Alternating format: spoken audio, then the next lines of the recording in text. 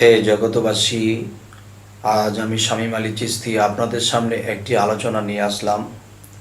সেই আলোচনাটি হলো যে আমরা এই পৃথিবীতে অনেকে অনেক রকম ইবাদত করি, আল্লাহকে ডাকি, অনেক নিয়ম পালন করি, শরীয়তের আইন কানুন পালন করি।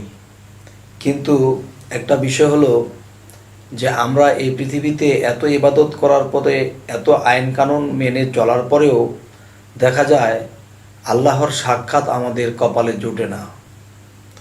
তো আল্লাহর সাক্ষাৎ আমাদের কপালে কিভাবে জুটবে?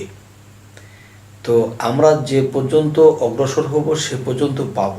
যেমন কেউ যদি মনে করে যে আমরা ওই 5 পর্যন্ত যখন পড়ালেখা করি, তো 5-এর অঙ্ক যা কিছু আছে শিক্ষা দীক্ষা, দেখা যায় যে 1 থেকে 2, 2 থেকে 3, যখন 5 পর্যন্ত পৌঁছেছি তখন মনের মধ্যে অনেকটা মনে হয় যে আমরা যা শিখেছি আমরা অনেক শিখেছি। কিন্তু যখন তিনি মেট্রিকে উঠলো কিংবা এসএসসিতে পড়ালেখা করতেছে, তখন নিচের শিক্ষার্থী উপরের শিক্ষাটা আরও জ্ঞানী, আরও অনেক উচ্চস্তর। তখন মনে হয় যে আমরা যে শিক্ষা পেয়েছি অনেক শিক্ষা পেয়েছি, কিন্তু কোনো একদিন যখন বিয়ে পড়তে শুরু করলো তখন বলল ওখান থেকে এখানে আরও উচ্চ র্যাঙ্কের শিক্ষা। তখন ওখানে যখন পড়ালেখা করতে শুরু করলো, তখন ইউনিভার্সিটিতে যখন গেল তখন নিচের শিক্ষার্থী দেখে উপরের শিক্ষা আরও কঠিন এবং আরও বোঝার মতো জ্ঞান চরিত্র। তো এখন বিষয়টা আমি বোঝাইতে চাচ্ছি, যারা যা কিছু ইবাদত করে, যাই কিছু সাধনা করে, তো মনে করে যে যা করেছি অনেক করেছি, যা করতেছি এর চেয়ে বেশি আর কি করব, বা এর চেয়ে আর উচ্চ র্যাঙ্ক কি আর আছে, এর চেয়ে উচ্চ সাধনা কি আছে? আছে বাবা, আছে। কিন্তু আমরা মনে করি এখানেই বুঝি শেষ। তবে আজকের বিষয়টি হলো যে আল্লাহর দেখা পাইতে হবে।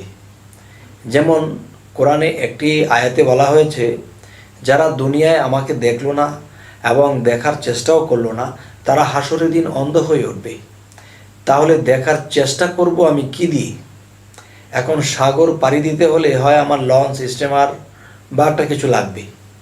এখন দেখা যায় যে চেষ্টা করেছি, নদীর পাড়ি দিয়ে ঘুরে আবার ফিরে এসেছি, এটা কি কোনো চেষ্টা হলো? আমার পাড়ি দিতে হলে আমার লঞ্চ, স্টিমার, জাহাজ একটা কিছু ব্যবহার করতে হবে, বা এরপরে আমাকে চেষ্টা করতে হবে।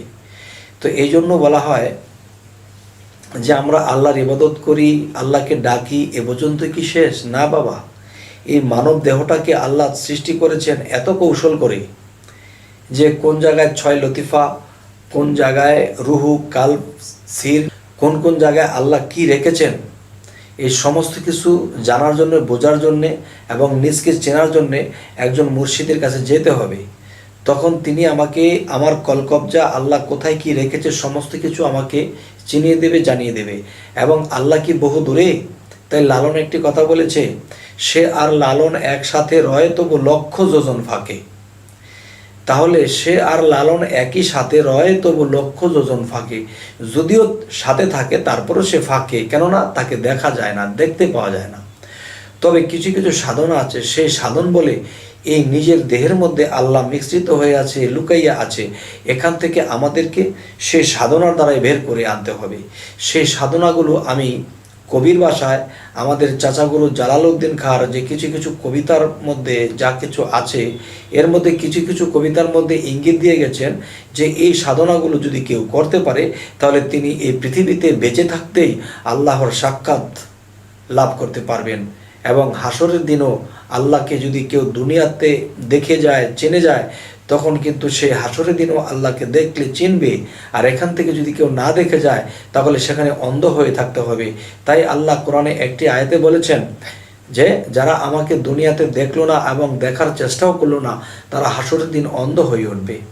হে জগতবাসী, আজকের আলোচনা এটি যে সেই সাধনার ইঙ্গিতগুলো আমি করব।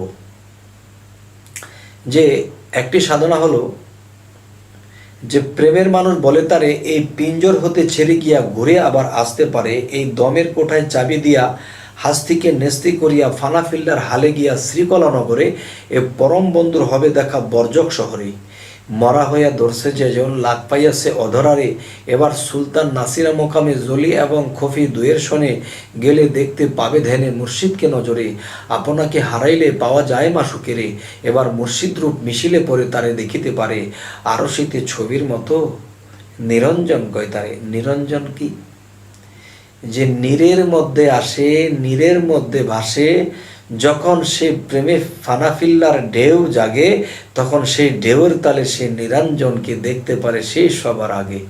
হে জগতবাসী, আরও একটি সাধন হলো যে হাইতনা তাওয়ায় দিবানিশি হয়ে যাওগে কামার পরা। আমার মধ্যে যে ফুসফুসি আছে হাইতনা তাওয়া, এটা যখন ছাড়ছে তখন আমার হাওয়াটা কার্বন ডাই অক্সাইড ছাড়তেছে, যখন হাওয়াটা নিচ্ছে তখন কি হইতেছে যে অক্সিজেন নিতেছে, অক্সিজেন ঠান্ডা যে বাতাসটা নিচ্ছে এবং কার্বন ডাই অক্সাইড গরম বাতাসটা ছেড়ে দিচ্ছে। এই বাতাসটা এই গাছপালা তরুলতা এরা গ্রহণ করতেছে এবং আমরা তাদেরটা নিতেছি। তো এখানে অক্সিজেন এবং কার্বন ডাই অক্সাইড। তো এখানে যে কথাটি বোঝাতে চাইতেছি যে এই হাইতনা তাওয়ায় দিবানিশি হয়ে যাওগে কামার পরা, শেষে যাবে লালবাজারে চারি রঙের নিশানুরে, অগ্নির মতো ধুধু করে মধ্যে জিনিস ভরা, হে হরফের চাবি দিয়া সদাই গিয়ে ঘোরা। এই তালা খুললে নয়ন মেলে দেখবে সাদা তিন কোঠরা, এই তিন তালাতে এক নাম ফোটে, হাহাকার এক শব্দ ওঠে, ঢেউ লাগে ত্রিবেণীর ঘাটে। দেখছে রসিক যারা। রসিক কারা? যারা সমস্ত আমিত্ব নিজের মধ্যে বিলীন করে দিয়েছে। এই আমিত্বর শখ আহ্লাদ পূরণ করেনি।